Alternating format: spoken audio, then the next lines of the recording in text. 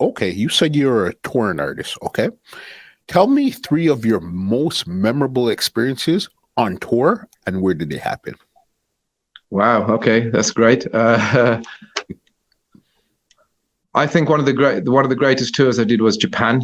So I got called to do Reggae Sunsplash and do Reggae Japan Splash in Japan. We did 7 cities going this way with about 25 artists, everyone from Jamaica, and then there was another 7 cities that way with another 25 artists, and we all met in Tokyo with 100,000 people with all these artists.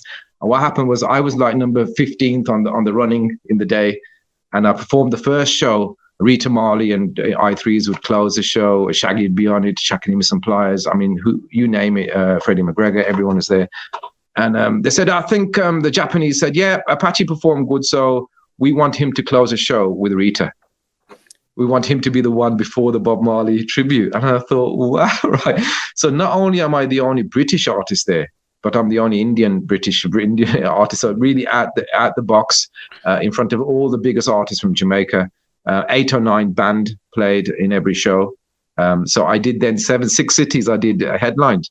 And then when I actually got to the final one with all the 25 artists, I said, okay, who do we want to headline next to Rita? It was Apache Indian again. And it was those kind of things that brought respect from the reggae industry, from the artists, and obviously the live band. They said, yeah, Apache, you take it this year. Every year somebody take it, and you take it this year. And you know what? They called me back the next year and I did the same thing. I did the same thing in 95, another 7 cities, ended up headlining again. Same band, 8 or 9. So big respect to the 8 or 9 band. So yeah, it was all about that. And those things now you can see on YouTube. It's all there. But that was a great performance. Another one was India.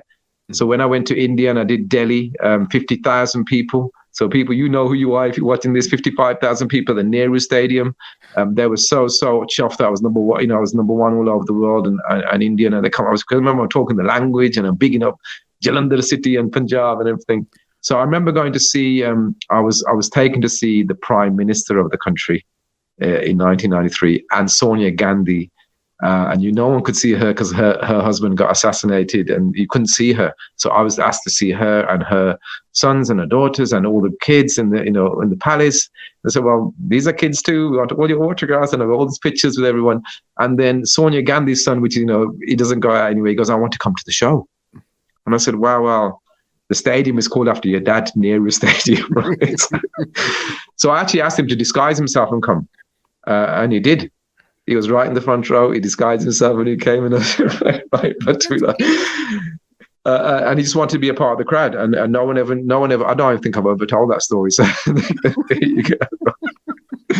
But yeah, I mean, these special moments kept me going. I think the other one maybe was my first performance with Supercat. And like I said before, that was a great way to start my career. I was nervous, but Supercat, Shabba Ranks. Frankie Paul, I mean, the whole of them, the blessings to get, in my first ever show. So I think with those early blessings, it gave me the confidence, confidence.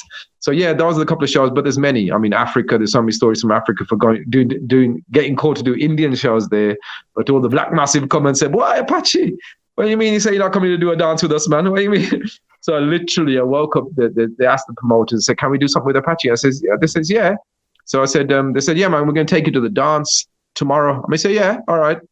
So they literally turned up my hotel with a truck, with the sound at the back of the truck. And on the way, and they picked me up, and on the way to this dance, they're playing the sound. We strung up the sound. We had the whole session, wicked session, right in the ghettos there, Kenya.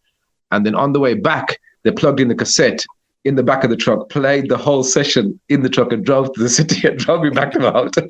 You see them kind of things that real love and that vibe. And, you can't do that in other countries. I mean, just a great respect. And I know I would never forget. There's many stories like that. But yeah, that's what keeps me going. This podcast is brought to you by www.twolinedmusichut.com.